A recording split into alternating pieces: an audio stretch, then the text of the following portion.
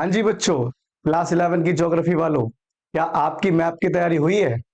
अगर हो गई है तो रिवाइज कर लीजिए, नहीं हुई है तो ध्यान दीजिए। अगले 10 से 15 मिनट के बाद आप इस मैप के एक्सपर्ट होंगे। और ये चीज याद रखिएगा, 11वीं छोड़कर वही आगे जाएगा 12वीं में ज्योग्राफी के हिसाब से जो मैप ठीक करेगा। अगर मैप गलत, सब कुछ गलत, आप 11वीं ही रुकेंगे अभी, ठीक है। और ये चीज याद रखिएगा, मैप ही वो चीज है जो आपकी ज्योग्राफी के मार्क्स को बढ़ाएंगे भी और घटाएंगे भी, ठीक है। इसलिए ध्यान रखिएगा, पूरी वीडियो को देखेंगे। सबसे पहले अगर हम बात करते हैं तो हमारे पास कुछ बेसिक डिटेल्स आती हैं। जैसे सबसे पहली चीज क्या है, हमारे पास ओशियंस और कॉन्टिनेंट की बात रहती है। देखिए, जब आप ओशियंस और कॉन्टिनेंट्स की बात करते हैं तो हमारे पास सिंपल सी चीजें आती हैं कि हमारे पास कुछ मेजर कॉन्टिनेंट और ओशियन की बात करें। इसको हमेशा याद रखिएगा, आप लोग अपने लेफ्ट साइड से स्टार्ट करेंगे और लेफ्ट में हमारे पास पेयर में, दोनों में याद करेंगे। और जोड़े भी कैसे, देखिए, जब आप इन जोड़ों की बात करते हैं ना, जोड़े भी कैसे, नॉर्थ अमेरिका और south America. Left hand side clear है कि लेफ्ट हैंड साइड में दो हमारे पास कौन से, नॉर्थ अमेरिका और साउथ अमेरिका। और इन दोनों के बीच में पैसिफिक ओशन। दूसरी तरफ थोड़ा आगे मूव करेंगे तो आता है अटलांटिक ओशियन, और इसके बगल में दो पेयर कौन से, यूरोप और अफ्रीका, यूरोप और अफ्रीका। और उसके बाद बात करते हैं फिर एशिया और ऑस्ट्रेलिया, एशिया और ऑस्ट्रेलिया। और इन दोनों के पास कौन सा ओशियन, इंडियन ओशियन। क्लियर है इतना? बहुत बेसिक सी चीज है, याद रखिएगा। मैप स्टार्ट करने का सिंपल सा नियम, लेफ्ट हैंड साइड से स्टार्ट करो। सबसे पहला पेयर जो मिलेगा आपको, नॉर्थ अमेरिका और साउथ अमेरिका। उसके बगल में आपको पैसिफिक ओशन। फिर आगे आओगे अटलांटिक ओशन मिलेगा, और यूरोप और अफ्रीका मिलेंगे पेयर में। उसके बाद आगे आओगे इंडियन ओशन मिलेगा, और यहाँ पर एशिया और ऑस्ट्रेलिया आपका इंतजार कर रहे हैं। इतनी बात क्लियर है? अगर आपको इतना समझ में आ गया तो बेटे 2 नंबर आपके पक्के हो गए मैप में। जी हाँ, बिल्कुल 2 नंबर, क्योंकि एक आपका कॉन्टिनेंट पूछा जाएगा कोई सा भी, ठीक है। और ये चीज याद रखेंगे। दूसरी चीज जो पूछी जाएगी वो है आपका एक ओशियन, ठीक है। तो देखो, पूछा तो जाएगा, किस तरह से पूछा जाएगा, क्या है क्या नहीं है। तो इसलिए सबसे सिंपल सी बात याद रखिएगा, वर्ल्ड मैप में आपके फायदे की बात पता है क्या है? इधर आओ। फायदा ये है कि लाइनें खिंची हुई मिलेंगी वर्ल्ड मैप में। यानी कुल मिलाकर आपको यहाँ पर लाइन खींच के दे देगा, ए पॉइंट दे देगा। और आपके जो मैप के क्वेश्चन पेपर में 7 क्वेश्चन होंगे, उसमें एक के ऊपर सवाल पूछेगा कि ये क्या है, एक महाद्वीप है। इतनी बात समझ में आ रही है? बेटे आपके 2 नंबर यहाँ पर पक्के हो गए। 2 नंबर से काम नहीं चलेगा, आगे भी ध्यान दे लो, अभी इतनी खुशी मत बनाओ। देखिए, आगे आता है हमारे पास कुछ इस तरीके से। अब ये ब्लैंक मैप हो गया, अब ये कैसे करोगे, हमें थोड़ा जाना पहचाना है। इसका टाइटल है टेक्टोनिक प्लेट्स, याद रखिएगा। यहाँ पर हम बात करने वाले हैं टेक्टोनिक प्लेट्स। थोड़ा सा भी अगर ज्योग्राफी किसी क्लास में अपने स्कूल में ट्यूशन में बैठ के पढ़ा हो आपने, तो ये चीज याद रखिएगा, जो हमारी जमीन है इसके नीचे कुछ टेक्टोनिक प्लेट्स हैं, ठीक है। तो इसीलिए जमीन का मतलब हमारे कॉन्टिनेंट सारे। अब यहाँ पर क्या देख रहे हैं, जो कॉन्टिनेंट है वही उसकी प्लेट का नाम है। सिंपल, सबसे सिंपल, इतना याद रख लोगे। अभी हमने क्या पढ़ा था कि ये वाला हिस्सा कौन सा होता है, नॉर्थ अमेरिका, और इसके नीचे साउथ अमेरिका। तो ये वाली जो प्लेट आपको दिख रही है पूरी, ये हो गई आपकी नॉर्थ अमेरिकन प्लेट। समझ में आ रहा है? जो कॉन्टिनेंट वही उसकी प्लेट। अब आप बताइए कि अगर ये साउथ अमेरिका है तो ये प्लेट भी कौन सी हो गई, साउथ अमेरिकन। आगे आएंगे, आगे क्या था, यूरोप और अफ्रीका। अब यहां पर ये वाली तो अफ्रीका वाली प्लेट हो गई, अफ्रीकन प्लेट, ठीक है। इतनी बात समझ में आ रही है? सबसे पहले नॉर्थ अमेरिका के नीचे कौन सी, North American plate. South Africa के नीचे कौन सी, साउथ अफ्रीकन प्लेट। और इसके बाद अगर हम बात करें तो अफ्रीका के नीचे अफ्रीकन प्लेट है। और अगर हम यूरोप और एशिया, याद रखिएगा, आपका यूरोप और आपका एशिया, ये दोनों एक ही प्लेट पर आता है, जिसकी वजह से इसका नाम क्या हो जाता है, यूरेशियन प्लेट, ठीक है। तो याद रखिएगा, यूरोप और एशिया एक ही प्लेट के ऊपर है और उसका नाम क्या है, यूरेशियन प्लेट। थोड़ा सा नीचे आएंगे तो यहाँ पर ऑस्ट्रेलियन प्लेट मिल जाएगी, ऑस्ट्रेलिया के नीचे। और इसके बाद अगर हम इंडिया वाले को बात करें तो यहाँ पर इंडियन प्लेट। अब देखिए, कई बार क्या होता है कि इन दोनों को मिलाकर पूछ लेगा, तो इसका भी नाम मिलाकर कर दो, इंडो ऑस्ट्रेलियन प्लेट। इंडिया से इंडो ले लिया, ऑस्ट्रेलियन ले लिया, तो इंडो ऑस्ट्रेलियन प्लेट आपकी हो गई। इतनी बात समझ में आ रही है? और ये जो आपका हिस्सा बच गया है अंटार्कटिका वाला है, अंटार्कटिक प्लेट है। इतनी बात क्लियर है? उसके बाद आगे अगर हम ध्यान दें तो हमारे पास कुछ कटक आते हैं, कुछ रिजेस, ठीक है। याद रखिएगा, कटक या फिर रिजेस, बहुत सिंपल सा है, एक क्वेश्चन बिल्कुल फिक्स है, एक कटक आपसे पूछेगा। और अब देखो, ओशन वाली बात पर अगर हम जाएंगे, ये कहां पर है, ओशंस में, महासागरों में। तो इस महासागर में जो कटक रहेगा वही उसका नाम है। जैसे आपसे मैं कहता हूं कि महासागरीय कटकों में से प्रशांत महासागरीय कटक, पैसिफिक ओशियनिक रिज कहां पर है? सीधी सी बात, नाम में क्या आ रहा है? पैसिफिक ओशन आ रहा है ना, प्रशांत महासागर आ रहा है ना, तो वहीं पर उसका कटक है। जैसे ये रहा पैसिफिक ओशन, प्रशांत महासागर, और इसमें जो ये कटक मिलेगा ये क्या हो जाएगा? पैसिफिक ओशियनिक रिज, यानी प्रशांत महासागरीय कटक। ठीक है, इतनी बात क्लियर है? जो कटक जिस नाम से होगा वो उसी महासागर में। अगला अटलांटिक ओशन में है, तो क्या नाम हो जाएगा इसका? अटलांटिक ओशियनिक रिज, यानी कि अटलांटिक महासागरीय कटक। और इसके बाद सेम इंडिया और ऑस्ट्रेलिया से होते हुए जा रहा है। ठीक है, और कौन से ओशियन से है? इंडो ओशियन से। ठीक है, कौन से ओशियन से? इंडियन ओशियन, हिंद महासागर से। तो इसका नाम क्या हो जाएगा? हिंद महासागरीय कटक। क्या नाम हो जाएगा? हिंद महासागरीय कटक। तो एक चीज बताइए, क्या ये पूरे में फैले हुए हैं? नहीं ना, बीच में है ना, बस इसके साथ मध्य जोड़ दो। ठीक है, सब में मध्य, मिड। ठीक है, मिड अटलांटिक रिज हो गया, मध्य अटलांटिक महासागरीय कटक हो गया, जोड़ दो। ठीक है, हमारे पास 3 कटक आते हैं। पहला कटक कौन सा? मध्य प्रशांत महासागरीय कटक, दूसरा अटलांटिक कटक है, और तीसरा मध्य हिंद महासागरीय कटक। ठीक है, mid Indian oceanic ridge. Clear है इतना? अब तक आपके 3 नंबर पक्के हुए बच्चों। और 3 नंबर कौन से? एक कॉन्टिनेंट पूछेगा, एक ओशियन पूछेगा, और उसके बाद एक आपसे ये रिज पूछेगा। और इसी में 4 हो गए बेटे, 3 नहीं, चौथा भी आ गया। कैसे? अभी आपने प्लेट भी तो करा है, ये प्लेटें भी तो समझी हैं।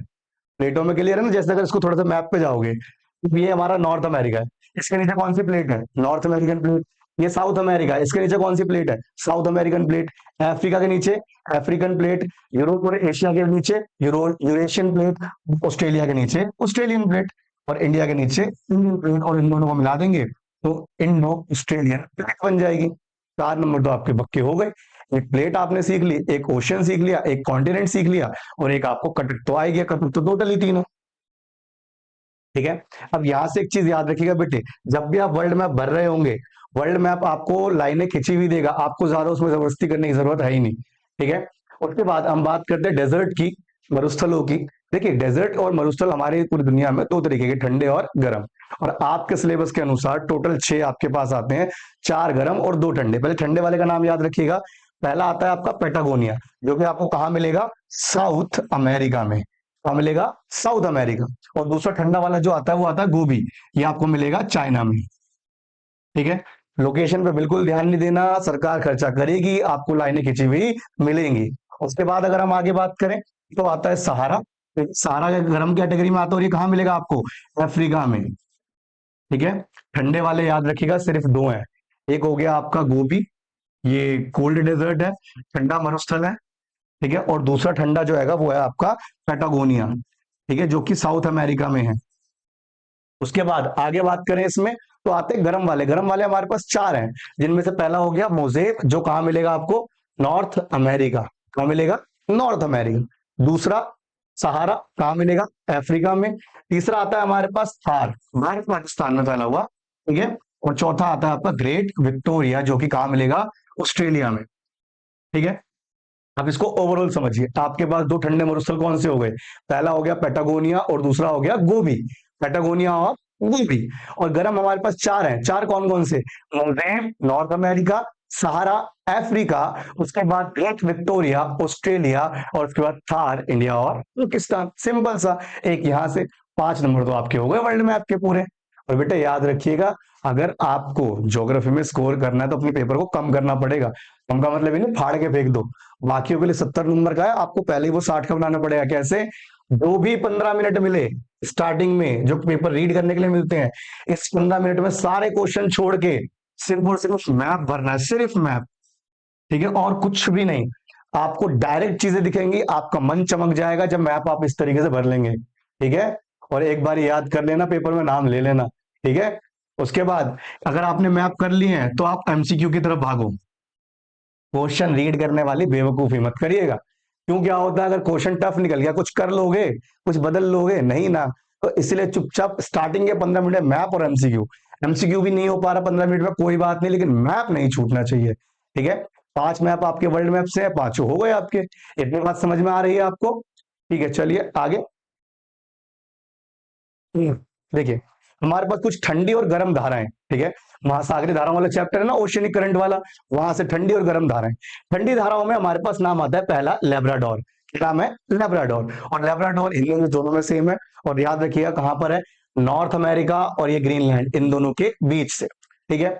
उसके बाद दूसरी आती है ठंडी धारा, जो कि है हम्बोल्ट। क्या है? हम्बोल्ट। और याद रखना साउथ अमेरिका के दोनों तरफ ठंडी धाराएं हैं। साउथ अमेरिका के दोनों तरफ ठंडी धाराएं आपको देखने को मिलेंगी। जो आपके लेफ्ट साइड में है उसका नाम हो जाएगा हम्बोल्ट। ठीक है। और जो आपके राइट साइड में उसका नाम क्या हो जाएगा? फॉकलैंड। ठीक है। लेफ्ट वाली कौन सी? हम्बोल्ट। और राइट हैंड वाली फॉकलैंड। उसके बाद अफ्रीका के पास देखिएगा, अफ्रीका के पास आपको मिलेगी कैनरी। कौन सी मिलेगी? कैनरी। और लास्ट में चौथी जो आपकी ठंडी धारा है वो है वेस्ट ऑस्ट्रेलियन। नाम से ही क्लियर, किसके पास होगी? ऑस्ट्रेलिया के पास। अब देखिए पेपर में सवाल कैसे पूछेगा, आपको बस लाइन देगा, नाम नहीं देगा। आपको बस लाइन दे देगा कि हाँ ये एक ठंडी धारा है, इसको पहचानिए। जैसे इसके ऊपर डी पॉइंट डाल दिया। और क्वेश्चन पेपर में क्वेश्चन कैसे होगा कि डी एक ठंडी धारा है, पहचानो। ठंडी धारा कहां पर है? नॉर्थ अमेरिका और ग्रीनलैंड के बीच में, तो उसका नाम क्या हो जाएगा? लेब्राडोर। ठीक है। इसके अलावा अगर साउथ अमेरिका के लेफ्ट में दे दी तो हम्बोल्ट, राइट में दे दी तो फॉकलैंड। उसके बाद अगर अफ्रीका के पास दे दी तो कैनरी, ऑस्ट्रेलिया के पास दे दी तो वेस्ट ऑस्ट्रेलियन। ठीक है। याद रखिएगा वेस्ट ऑस्ट्रेलियन, ऑस्ट्रेलिया के पास। उसके बाद गर्म धाराओं पे अगर हम बात करें तो हमारे पास गर्म धाराओं में कौन कौन सी आती है, इसमें भी चार नाम याद रखेंगे। सबसे पहला नाम है गल्फ स्ट्रीम, दूसरी है ब्राजीलियन करंट यानी ब्राजील धारा, तीसरी है अबुल हासा, और चौथी है आपकी फिरोशियो। ठीक है। चार नाम, गल्फ स्ट्रीम, उसके बाद अगुल हासा, उसके बाद ब्राजील, और उसके बाद क्यूरोशियो। तो आपकी जो गल्फ स्ट्रीम है ये बिल्कुल बीचों बीच, अटलांटिक के बिल्कुल बीचों बीच, और मोस्ट फेवरेट लोकेशन है पेपर वालों की, ये क्वेश्चन में डालते डालते हैं। ठीक है। जो आपका पांचवा लोकेशन बाकी था ना, वो ये हो गया आपका। ठीक है। गल्फ स्ट्रीम आएगा ही आएगा, पूछेगा। उसके बाद साउथ अमेरिका के पास गर्म धारा कौन सी है? ब्राजील। ठीक है। याद रखना ठंडी धारा पूछेगा तो लेफ्ट हैंड साइड में कौन सा आपके पास, ये देखिए लेफ्ट हैंड साइड में आपका हम्बोल्ट और राइट हैंड साइड में फॉकलैंड। लेकिन जब यहीं पर गरम क्या देगा, किसी गरम बताओ, तो गरम में कौन सा हो जाएगा? ब्राजीलियन। उसके बाद अफ्रीका, और ये छोटा सा कॉन्टिनेंट होता है ना अफ्रीका के पास, इसका नाम है मेडागास्कर। ठीक है। मेडागास्कर और अफ्रीका के बीच से जो गर्म धारा निकल रही है इसका नाम क्या है? अगुलास। क्या नाम है? अगुलास। उसके बाद जापान की साइड देख लीजिएगा, एक ही नाम मिलेगा आपको, क्यूरोशियो। क्या मिलेगा? क्यूरोशियो। इतनी बात समझ में आ रही है? याद रखिएगा आपको बस पता होने चाहिए किसके पास कौन सी धारा है, लोकेशन की चिंता नहीं करनी। वर्ल्ड मैप में सब कुछ आपको वहां पे लाइनें खिंची हुई मिलेंगी। ठीक है। इतनी बात क्लियर है? उसके बाद देखिए हमारे पास आते हैं कुछ पारिस्थितिकीय हॉटस्पॉट, हॉटस्पॉट इकोलॉजिकल हॉटस्पॉट की अगर हम बात करें तो हमारे पास कौन कौन सा आता है। सबसे पहले साउथ अमेरिका से दो है, ध्यान से सुनिएगा, साउथ अमेरिका से दो है। एक रहता है ट्रॉपिकल एंडीज, क्या रहता है? Tropical Andes. और दूसरा रहता है अटलांटिक फॉरेस्ट। दूसरा क्या है? Atlantic forest. उसके बाद अफ्रीका से देखोगे तो यहाँ पर अपर गुएनियन फॉरेस्ट है। क्या नाम है? अपर गुएनियन फॉरेस्ट। उसके बाद मेडागास्कर में आपको मिल जाएगा ईस्ट मेडागास्कर। ठीक है। और भारत से तो आपका पूरा पश्चिमी घाट है, वेस्टर्न घाट, और ईस्टर्न हिमालय। ठीक है। और लास्ट आपको बचता है इंडोनेशिया। इतनी बात समझ में आ रही है? बेटे देखिए वर्ल्ड मैप में अगर आपको ये पल्ले नहीं पड़ रहा, आपको लग रहा है याद नहीं हो रहा, कोई बात नहीं, छोड़ दो। ठीक है। 7 लोकेशन मिलेंगी, 7। ठीक है। इसमें आप 2 छोड़ने का रिस्क ले सकते हो, आपको 5 ही भरनी है। आप 7 के 7 भर दो, आपका कॉन्फिडेंस हाई माना जाएगा। 5 भर दोगे, नंबर 5 ही मिलने। 7 भी भरोगे तब भी 5 ही मिलने। ठीक है। तो ये चीज याद रखिएगा। बिल्कुल वर्ल्ड मैप में कोई चिंता ही नहीं करनी, वर्ल्ड मैप में लाइनें खिंची हुई मिलेंगी।